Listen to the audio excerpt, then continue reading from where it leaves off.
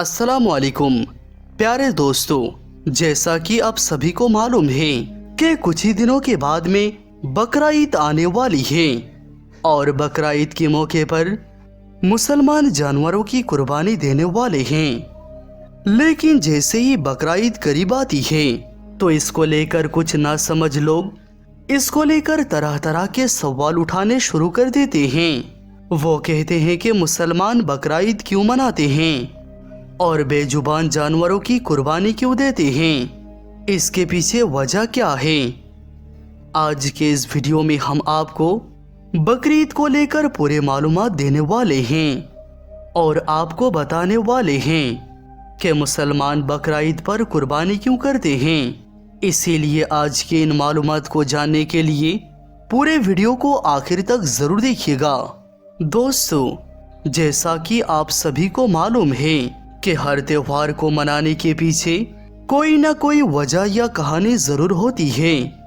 उसी तरह से बकरा ईद को मनाने और कुर्बानी देने के पीछे भी इस्लाम में एक वाक़या है। याद रखें, अल्लाह ताला अपने महबूब बंदे से यानी अपने नबी और पैगंबरों से बहुत ही मोहब्बत किया करते हैं और वक्त वक्त पर उनका इम्तिहान भी लेते रहते हैं। इसी तरह से एक मर्तबा हज़रत इब्राहीम अला नबीना अलैहिस्सलाम का भी इम्तिहान लिया गया। हज़ारों साल पहले की बात है कि एक रोज़ हज़रत इब्राहीम अलैहिस्सलाम अपने घर में आराम फरमा रहे थे कि उनकी आंख लग गई, यानी आप पर नींद गालिब हो गई। तभी आप अलैहिस्सलाम ने अपने ख्वाब में देखा कि अल्लाह सुब्हानहू व तआला आपसे फरमा रहा है, ए इब्राहिम, आप अपने सबसे प्यारी और अजीज चीज़ को मेरी राह में कुर्बानी करो। दोस्तों, याद रहे, नबियों और पैगंबरों का ख्वाब कभी भी झूठा नहीं हो सकता। इसीलिए आप अलैहिस्सलाम ने एक ख्वाब सच जाना और अपने अजीज चीज़ को अल्लाह की राह में कुर्बानी करने के लिए तैयार हो गए। उस वक्त हज़रत इब्राहीम अलैहिस्सलाम के पास में काफ़ी तादाद में ऊँट हुआ करते थे। इसीलिए सुबह होते ही आपने उन ऊँटों में से 100 ऊँटों की कुर्बानी कर दी, यानी 100 ऊँट अल्लाह की राह में कुर्बान कर दिए। मगर फिर जैसे ही दूसरी बार आपकी आँख लगी तो फिर से अल्लाह ताला की तरफ से आवाज़ आई, ए इब्राहीम, आप अपनी सबसे प्यारी और सबसे अजीज चीज़ को मेरी राह में कुर्बान करो। तो इसीलिए फिर दूसरे दिन हज़रत इब्राहीम अलैहिस्सलाम ने 200 ऊँटों की कुर्बानी दे दी, यानी 200 ऊँट अल्लाह ताला की राह में कुर्बान कर दिए।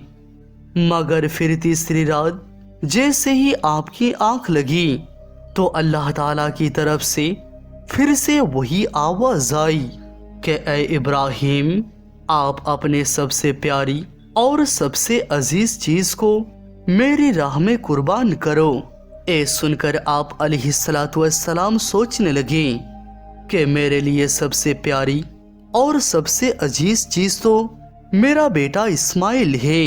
आप सोचने लगे कि अल्लाह ताला कहीं ये तो नहीं देखना चाह रहा कि मैं सबसे ज़्यादा प्यार अपने फर्जंद यानी अपने बेटे इस्माइल को करता हूँ या फिर अपने खालिकी हकीकी से करता हूँ।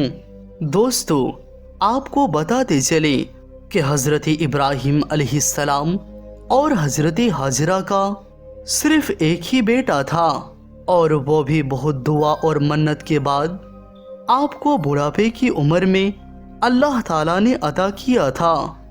इसीलिए हज़रत इब्राहीम अलैहिस्सलाम और हज़रत हाजरा रज़ियल्लाहु अन्हा अपने बेटे हज़रत इस्माइल अलैहिस्सलाम को बहुत ही प्यार किया करते थे। मगर जैसे ही आप अलैहिस्सलाम ने अल्लाह ताला की ये हुक्म सुना तो आपने इरादा कर लिया कि वो अपने सबसे अजीज़ और प्यारे बेटे इस्माइल को अल्लाह ताला की राह में कुर्बान कर देंगे। इसीलिए फिर दूसरे दिन हज़रत इब्राहीम अलैहिस्सलाम ने अपने प्यारे बीबी हज़रत हाजरा से कहा, ए हाजरा, अपने बेटे को गुस्ल कराओ, नए नए कपड़े पहनाओ और खुशबू लगाकर बिल्कुल दूल्हे की तरह तैयार कर दो। आज हम एक दोस्त के घर पर दावत के लिए जा रहे हैं। ये सुनकर आप अलैहिस्सलाम की बीवी हजरती हाजिरा बहुत ही खुश हुई और खुशी खुशी से अपने बेटे हजरती इस्माइल अलैहिस्सलाम को तैयार कर दिया।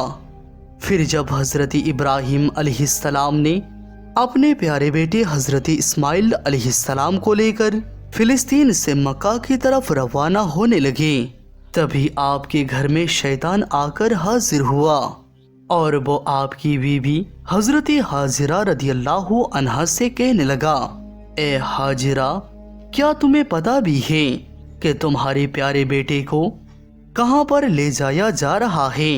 तुम्हारे बेटे को तुम्हारा शौहर किसी दोस्त के घर दावत पर नहीं लेकर जा रहा है, बल्कि तुम्हारे प्यारे बेटे इस्माइल को कुर्बानी करने के लिए ले जाया जा रहा है, यानी मारने के लिए ले जाया जा रहा है। ये सुनकर हजरत हाजिरा ने कहा, मैं अपनी इब्राहिम को अच्छी तरह से जानती हूँ, भला एक बाप अपने बेटे को क्यों मारेगा? तो ये सुनकर शैतान ने कहा कि तुम्हारे शौहर इब्राहिम ने ख्वाब देखा है जिसमें अल्लाह ने तुम्हारे प्यारे बेटे इस्माइल की कुर्बानी मांगी है, इसीलिए इब्राहिम इसको कुर्बानी करने के लिए ले जा रहे हैं। तो ये सुनकर आपकी बीवी हजरत हाजिरा फकर से कहने लगी, ऐ शैतान, तुम पर लानत हो, अगर मेरा बेटा अल्लाह की राह में कुर्बान होने के लिए जा रहा है तो मेरे लिए इससे बड़ी खुशी की बात और क्या होगी। ये तो मेरा एक बेटा है, अगर मेरे पास हजारों इस्माइल भी होते तो मैं उनको भी खुशी खुशी अल्लाह की राह में कुर्बान होने के लिए भेज देती। ये सुनकर शैतान हजरत इस्माइल अलैहिस्सलाम के पास गया और जाकर कहने लगा, ऐ इस्माइल, क्या तुम्हें पता भी है कि तुम्हारा बाबा तुम्हें कहाँ लेकर जा रहे हैं? वो तुम्हें किसी दावत पर नहीं बल्कि तुम्हें मारने के लिए लेकर जा रहे हैं।